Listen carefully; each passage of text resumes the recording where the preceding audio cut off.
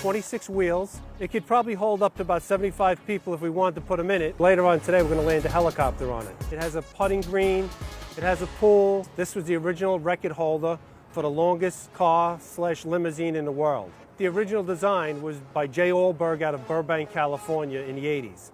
And today we've beaten the record by a fraction, but it is still longer than it was originally.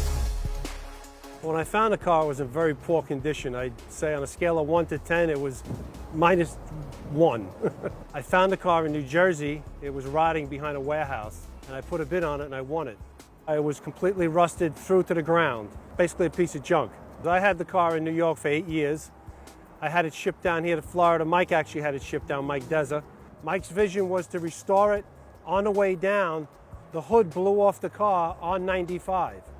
Never to be found again. I don't know where it is. So thankfully we had 3 donor cars. We took one of the hoods. We started the restoration project about 2.5 years ago. It was August. It was hot here in Florida. We set a game plan. So we took 3 donor cars, we cut them up, we replaced the whole cab of the car so we could drive it. The engine was replaced, all the tires were replaced, helipad was redone, the pool was redone. On the inside of the vehicle, we have seating for passengers. We have carpeting, we have leather, we have vinyl, we have LED lighting. This can be configured for any type of party, any type of design that you'd want, but it can hold up to 75 people any day of the week. What I found surprising with the car is when we started fixing it and we started taking it apart, it was 6 Eldorados that were put together, but the middle section had to be fabricated from scratch. And it kind of reminds you of the construction of a bridge. I mean, just an enormous undertaking to do this type of job. 6 Eldorados, each one of them weighed just a little over 5,000 pounds. So we used 6 of them, but we didn't use every part of them. So when you add the steel in, I would say 25,000 pounds would be a good guess. Maybe we'll weigh it one day and we'll really find out. There are pictures of this limousine with the helicopter, but there is no actual footage of that helicopter landing on it. And we're going to do it today here at Desertland.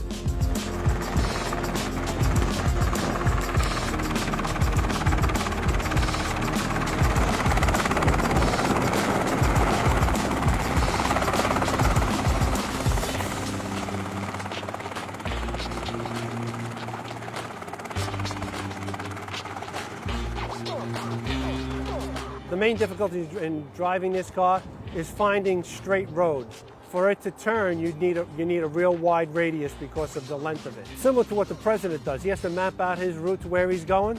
That's what we would have to do. We would have to map out a route and know where we're going to turn. It's not for everyday driving, obviously. We talked about maybe turning it into an electric vehicle. That would take 26 motors, 1 for each wheel. The battery, I don't know how big it's got to be, but we have plenty of room for that battery. So maybe you'll see the biggest electric vehicle in the world. People react to the car like they can't believe that it's even real. They think it's like a model in a magazine. But when they see it, even in the condition before it was restored, it was an attraction.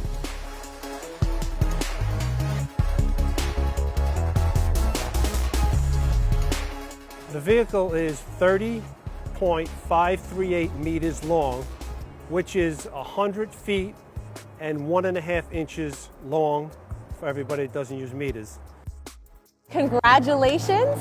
This is officially amazing.